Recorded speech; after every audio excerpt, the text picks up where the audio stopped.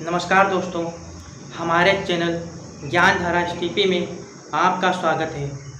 मैं आशीष कुमार आज फिर आपके लिए ओशो की एक नई कहानी लेकर आया हूँ, एक नई सीख लेकर आया हूँ।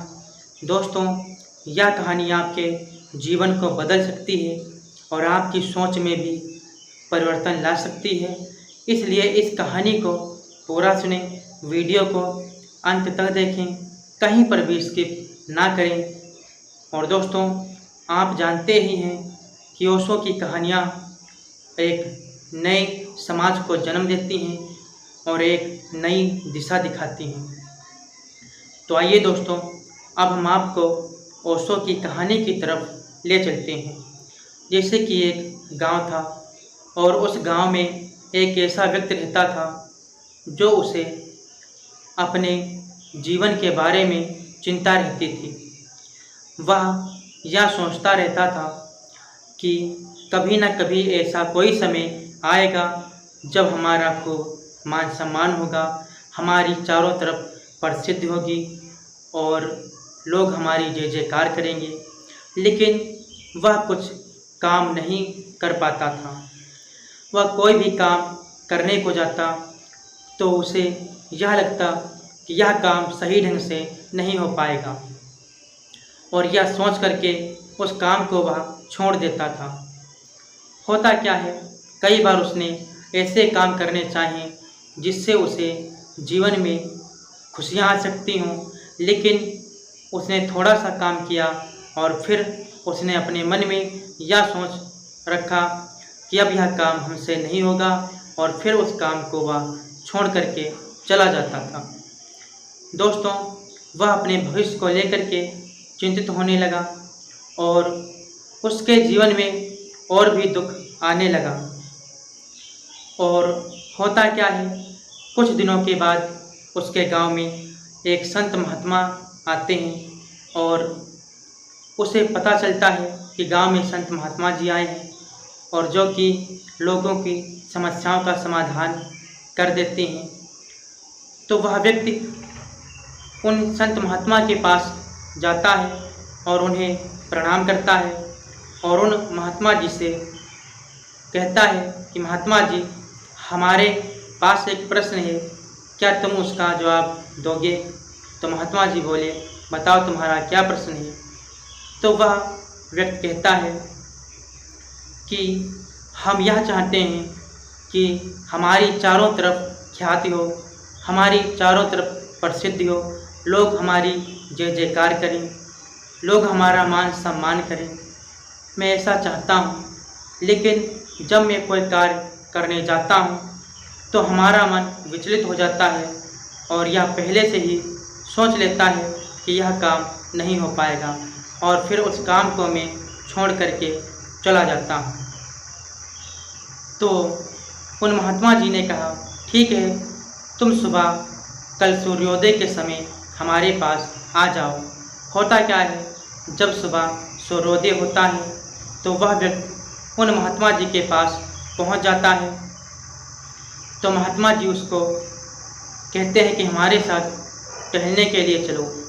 तो वह व्यक्ति उन महात्मा जी के साथ टहलने के लिए जाता है और जब टहलने के लिए जाता है तो एक खेत में गेहूं की फसल बोई हुई थी और गेहूं की फसल लगी हुई थी।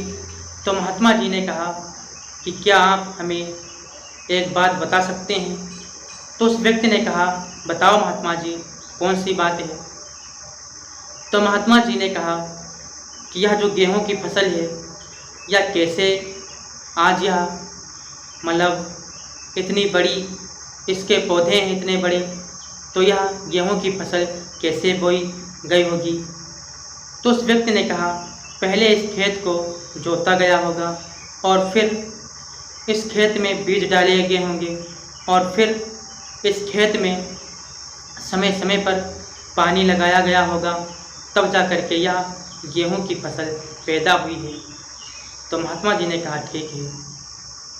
फिर महात्मा जी आगे चलते हैं और एक खेत होता है, इसमें घास होती है खड़ी। तो महात्मा जी उस व्यक्ति से कहते हैं आप बताओ यह जो खेत है इसमें घास या कैसे बोई गई होगी। तो वह व्यक्ति महात्मा जी की तरफ देखने लगा और कहने लगा, महात्मा जी, घास की भी कोई फसल उगाता है?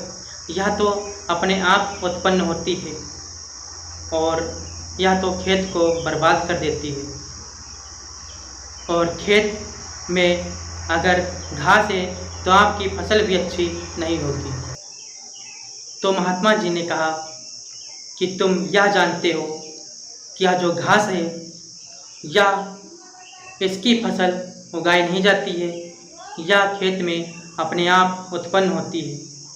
तो ध्यान रखो, महात्मा जी उसे समझाते हुए कहते हैं कि अगर खेत में आप जुताई नहीं करोगे और बीज नहीं डालोगे तो ये कूड़ा करकट तो अपने आप उत्पन्न होगा, और जो आप इस खेत में बीज डालोगे वह भी इतनी आसानी से फसल नहीं पैदा करेंगे।